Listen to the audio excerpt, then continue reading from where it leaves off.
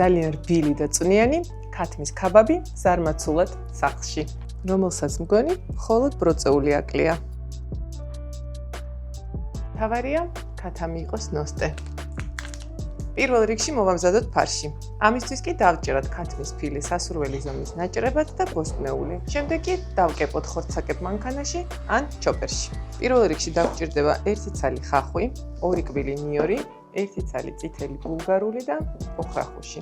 შემდეგ კი ხელით კარგად შევურიოთ, დავამატოთ საჭირო სუნელები, საფანელი და გამბნარი კარაქი. კარგად მოვზიოთ 10-15 წუთი მინიმუმ, მეტი თუ არა. როგორც კი ფარში აი ასეთ კონსისტენციას მიიღებს, შეგვიძლია გადავიტანოთ ლანგარზე და გავაბრტყელოთ ზუსტად ასე. ჯერ ჩავჭრათ, შემდეგ პატარა ჩაღრმავებები გავუკეთოთ. ახლა კი შევბრაწოთ ღუმელში. სანამ ქაბაბი ღუმელშია, მოვამზადოთ соуსი. გაწურული მაწონი ან ბერძნული იოგურტი, მოვაწუროთ ნახევარი ლიმონის წვენი, მარილი და გახეხილი კიტრი. და ბოლოს 1 კბილი ნიორი, სურვილი სამებრ. მე მიყვარს და ვამატებ. соусიც მზად არის. ნახეთ რა კარგად შეპიტკინდა. ახლა კი მარტივად ავაწყოთ.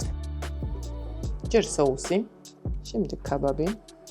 ცოტა შეგვიძლია ბოსტნეული დაჭრილი, რა თქმა უნდა ფოთოლიც და ჩემი საყვარელი ხახვის მარინადი. თუ რეცეპტი მოგინდათ, მომწერეთ და გამოგიგზავნით.